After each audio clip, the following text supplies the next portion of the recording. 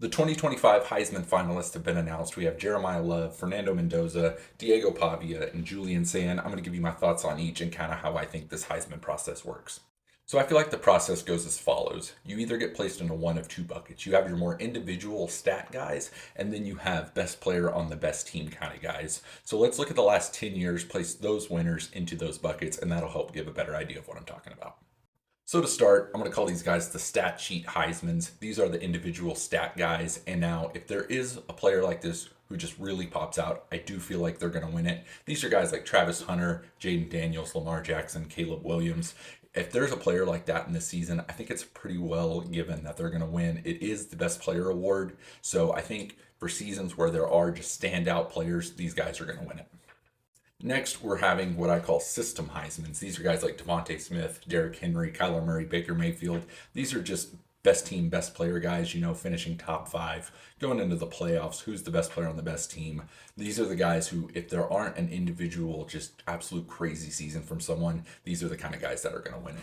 And then finally, there is a third category that I'm going to call the Unicorn Heismans, and this is just a combination of the two. If the guy with the stats that are just so eye-popping happens to be on one of the best teams in the country, like a Bryce Young, a 2019 Joe Burrow, these guys are just an absolute slam dunk to win it.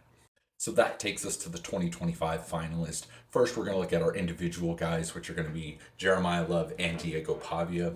Now, Jeremiah Love, his rate stats are really good. I think he's averaging like 6.9 a carry. I just don't think the total volume is there to where the voters are going to look at that and say, yep, that is the Heisman. And then similar to Diego Pavia, Vanderbilt was ranked just outside the top 10, just like Notre Dame. And I just don't think the stats are there that are going to make voters look at that and go, wow, yep, that guy's the Heisman. And over here, we're going to have our more team guys. We have Fernando Mendoza, Julian Sand, number one, number two in the country. And I think in many voters' minds, the Big Ten championship game was the deciding factor. Whoever won, whoever outplayed the other was going to get that edge. So I do think Mendoza's going to have that over Sand, but they both had great seasons on great teams.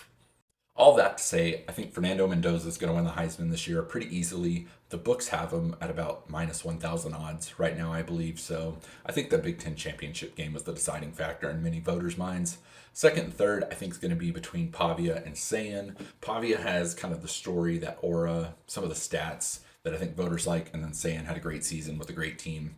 And then Jeremiah Love, I believe, is going to come in fourth. I just don't think the volume was there for him. I wish he would have got a lot more carries this year, made it a little bit more interesting for the voting, but that's how I think things are going to shake out. Let me know who you think is going to win in the comments. Let me know what you think I got right, what I got wrong.